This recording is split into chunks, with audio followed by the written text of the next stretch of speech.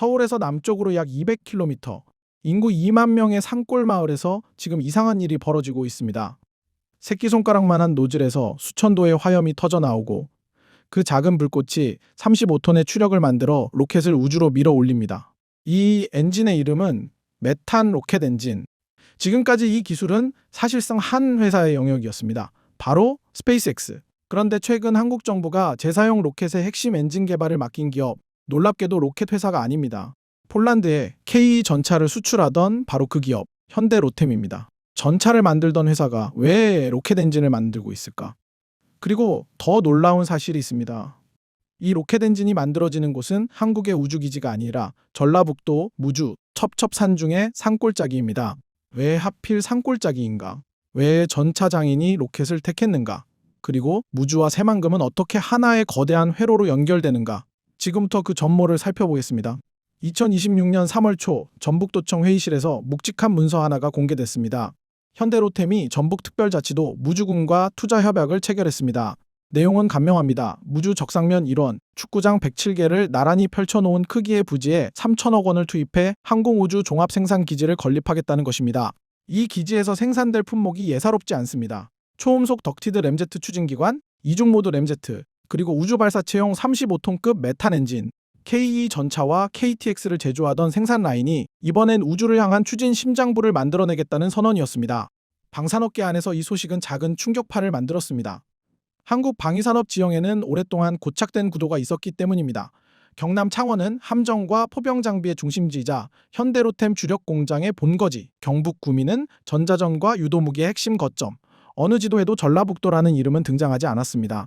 방산의 언어로는 완벽한 공백, 그것도 개발 규제로 묶인 면적이 전체의 78%를 넘는 산악 고립 지역이었습니다. 그 공백 위에 현대로템이 말뚝을 박은 것입니다.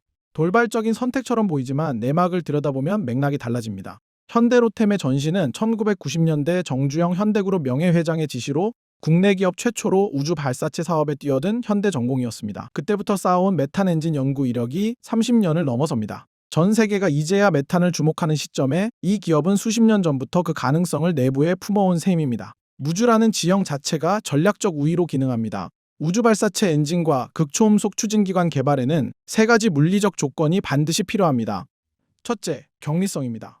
엔진 연소 시험 과정에서 발생하는 폭압과 진동은 반경 수킬로미터를 흔들어 놓습니다. 인구 밀도가 낮고 주변이 산악으로 차폐된 지형이어야 민간 피해 없이 반복 실험이 가능합니다. 무주군 인구는 약 2만 2천 명, 서울 아파트 단지 하나 수준입니다. 둘째, 보안성입니다. 극초음속 이중 램제트와 메탄 엔진은 군사 전략 자산에 해당합니다. 산업 스파이와 외부 감시로부터 시설을 보호하는 데 지리적 접근 장벽이 가장 효과적인 방어막입니다. 덕유산이 그 울타리 역할을 합니다. 셋째, 면적입니다. 연구개발부터 시제품 제작, 시험 검증, 양산까지 전 공정을 한 지붕 아래 구현하려면 도심에서는 확보할 수 없는 광활한 부지가 필요합니다. 축구장 107개 규모, 약 23만 평의 부지가 무주에서는 가능했습니다.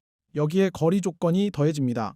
무주에서 대전까지는 차로 50분이 채 걸리지 않습니다. 대전 유성에는 국방과학연구소와 한국항공우주연구원이 나란히 자리 잡고 있습니다. 무주 기지에서 엔진을 시험하고 50분 거리의 연구기관과 데이터를 주고받으며 설계를 보완하는 연결회로가 지리적으로 이미 완성돼 있는 셈입니다.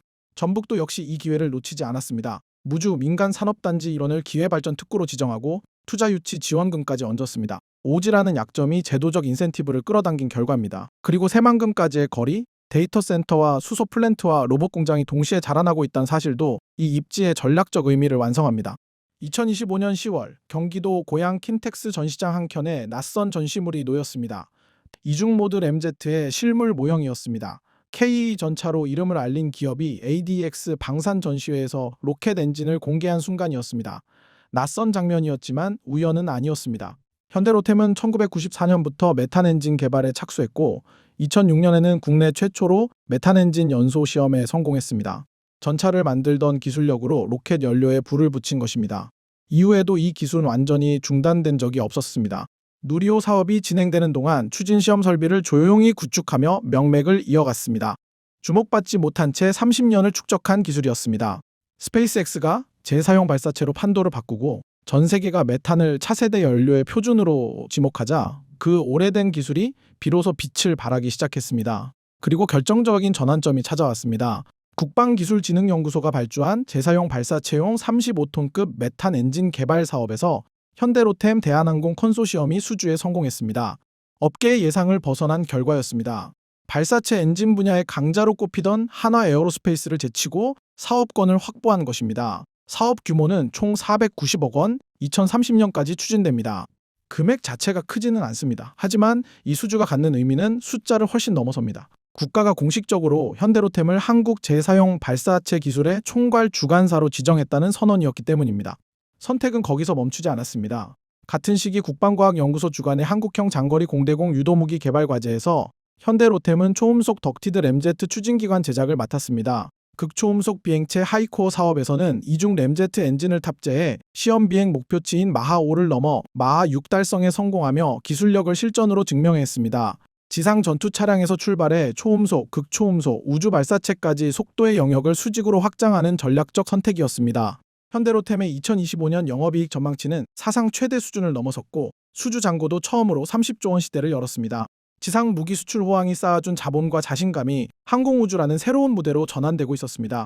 2026년 2월 27일 전북 군산 새만금 컨벤션 센터에서 현대자동차그룹 회장이 협약서에 서명했습니다. 자리에는 대통령과 정부 관계부처 장관들, 전북 도지사가 함께했습니다. 의전은 간결했지만 그 서명 한 줄에 담긴 숫자는 간결하지 않았습니다. 9조 원, 기업 역사상 단일 기업 투자 최대 규모였습니다. 이 9조 원짜리 청사진을 들여다보면 한 가지 사실이 눈에 띕니다. 전체 투자액의 60% 이상인 5조 8천억 원이 단 하나의 항목에 집중돼 있다는 점입니다. AI 데이터 센터, 자동차를 만드는 기업이 공장 대신 두뇌를 먼저 짓겠다고 선언한 것입니다.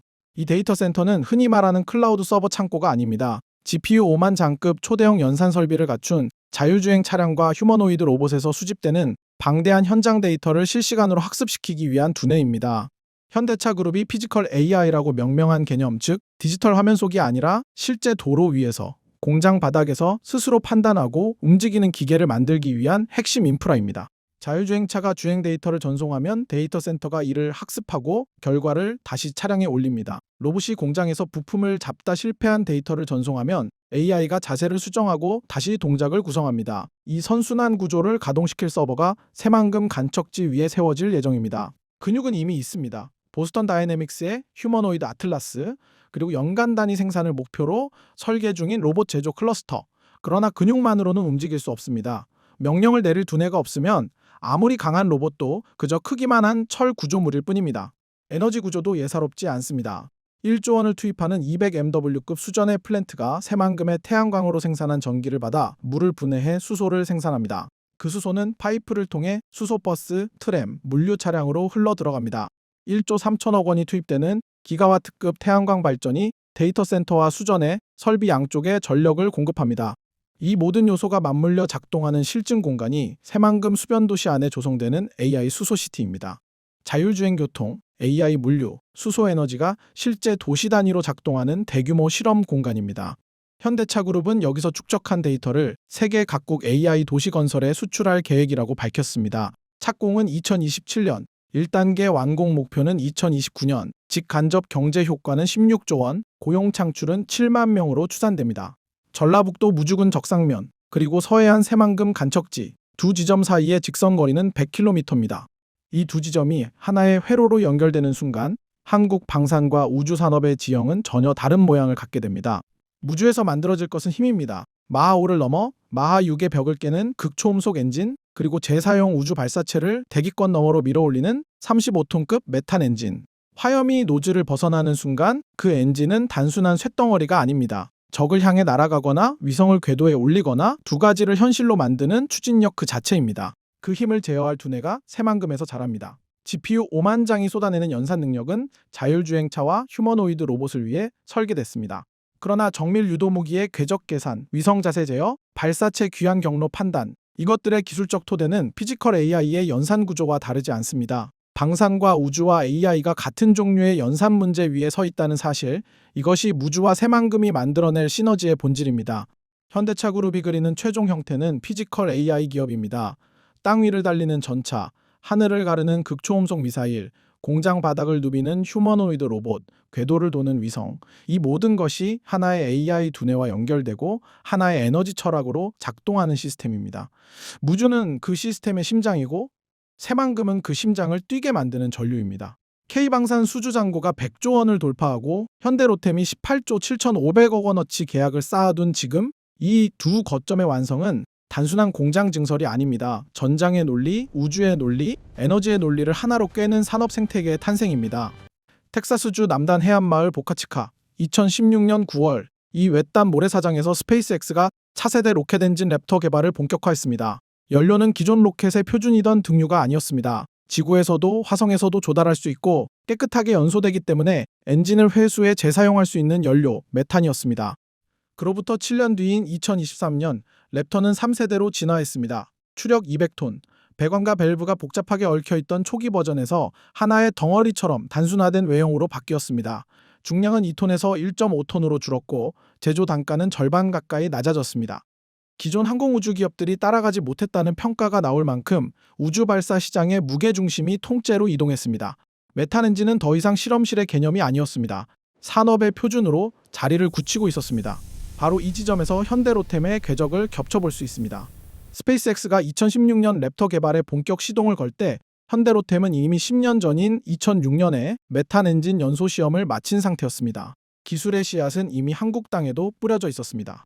스페이스X는 민간 자본의 속도로 반복 폭발을 감수하며 달렸고 현대로템은 방산수주와 국가사업의 틀 안에서 30년을 쌓았습니다.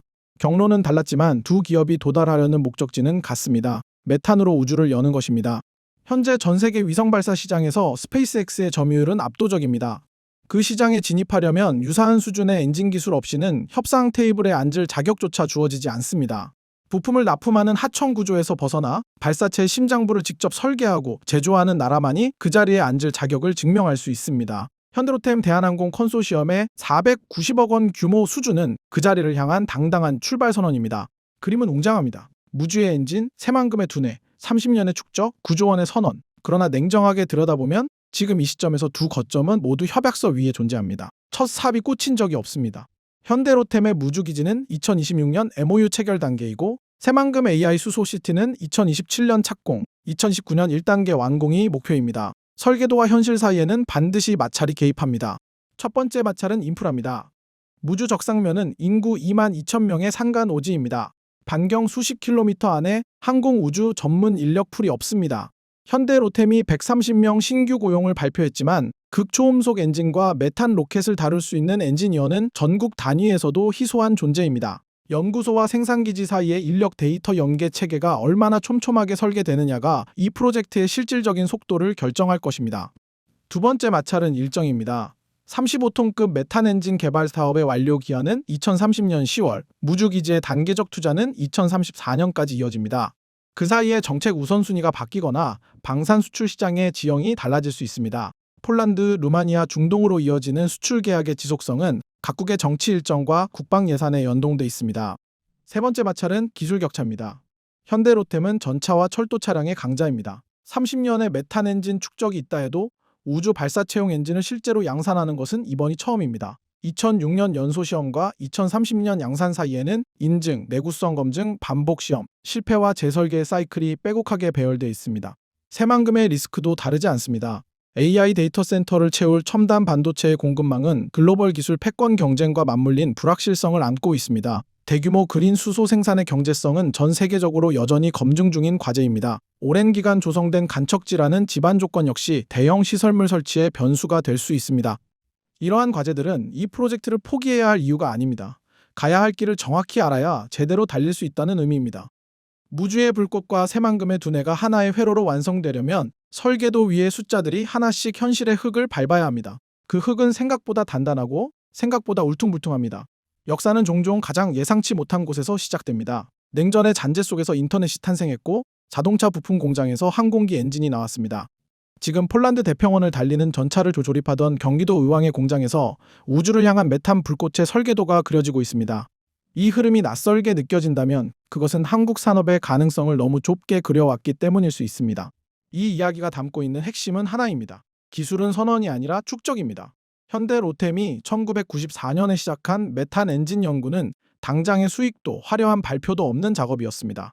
누군가는 그 긴 세월을 낭비라고 불렀을 것입니다. 그러나 30년이 지난 지금 그 축적은 국가가 발주한 490억 원짜리 사업의 주관사 자격이 됐고 첩첩산중 76만 제곱미터 부지에 기지를 세울 명분이 됐습니다. 조용히 쌓은 것이 결국 크게 터집니다. 무주와 새만금의 실험은 지금 이 순간에도 흔들릴 수 있는 구조 위에 서 있습니다. 단기 성과를 요구하는 예산 논리, 정권 교체마다 흔들리는 국가 사업의 연속성, 그리고 핵심 인력을 산골짜기에 붙잡아둘 수 있느냐는 현실적 질문. 이것들이 해결되지 않으면 가장 웅장한 설계도도 서랍 안에서 잠들게 됩니다. 스페이스X는 폭발을 자산으로 삼았습니다. 실패할 때마다 더 빠르게 다시 불을 붙였습니다. 한국의 시스템이 실패를 그런 방식으로 다룰 준비가 돼 있는가? 무주의 첫 불꽃이 타오르는 날 그 답도 함께 드러날 것입니다. 자, 여기서 잠깐 채널을 운영하면서 가장 많이 받았던 질문 이야기를 드리려고 합니다. 댓글을 보다 보면 이런 내용이 정말 자주 올라옵니다.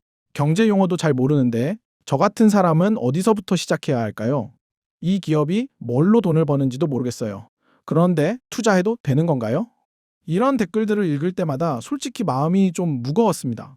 영상 하나 올릴 때마다 조회수나 반응보다 이 댓글들이 더 오래 머릿속에 남더라고요. 왜냐면 이게 단순히 모른다는 이야기가 아니거든요. 알고 싶은데 어디서 시작해야 할지 모르겠다는 말이고 감으로 움직이는 게 불안한데 체계적으로 배울 공간을 못 찾겠다는 말이기 때문입니다. 유튜브 영상으로는 사실 한계가 있습니다. 불특정 다수가 보는 공간이다 보니 깊게 들어가면 어렵다고 하고 쉽게 풀면 내용이 얕아지고 그 사이 어딘가에서 균형을 잡아야 하는데 그러다 보면 진짜 필요한 내용을 충분히 다루지 못할 때가 많습니다. 그래서 따로 공간을 하나 만들었습니다. 거창하게 말하면 똑똑 경제방 일기 모집이고 쉽게 말하면 같이 공부하는 공부방입니다. 이 공부방에서 다루는 내용은 크게 세 가지입니다. 첫 번째는 경제 공부를 이제 막 시작하는 분들을 위한 기초 지식입니다. 뉴스를 봐도 무슨 말인지 모르겠다고 느끼셨던 분들, 기업 실적 보는 법부터 배우고 싶으셨던 분들께 맞는 내용입니다. 어렵고 딱딱하게 가르치는 방식이 아니라 실제로 이해가 되는 방식으로 풀어드릴 겁니다. 두 번째는 기업 분석입니다. 이 회사 뭘로 돈 버는 거야? 라는 질문에서 출발해서 사업 모델, 재무 구조, 투자 포인트까지 데이터를 기반으로 정리한 리포트를 함께 보게 됩니다. 감이 아니라 근거를 갖고 기업을 바라보는 시각을 만드는 게 목표입니다. 세 번째는 글로벌 시장입니다. 한국 시장만 볼 게 아니라 미국, 일본, 유럽 시장의 흐름도 함께 다룹니다. 큰 그림을 보는 시각이 생기면 국내 종목을 볼 때도 시야가 완전히 달라집니다.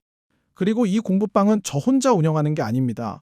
검증된 전문 트레이더와 경제 인플루언서들이 함께 들어와서 각자의 시각으로 심층 분석을 공유하는 구조로 만들었습니다. 한 사람의 관점이 아니라 다양한 시각을 접할 수 있다는 게 이 공간의 가장 큰 장점이라고 생각합니다. 다시 한번 말씀드리면 이건 종목 추천을 받으러 오는 곳이 아닙니다. 스스로 판단할 수 있는 기준을 만들어가는 공간입니다. 뉴스가 이해되기 시작하고 기업 보고서가 읽히기 시작하고 내가 왜 이 기업에 관심을 갖는지 스스로 설명할 수 있게 되는 것. 그게 이 공부방이 목표로 하는 방향입니다.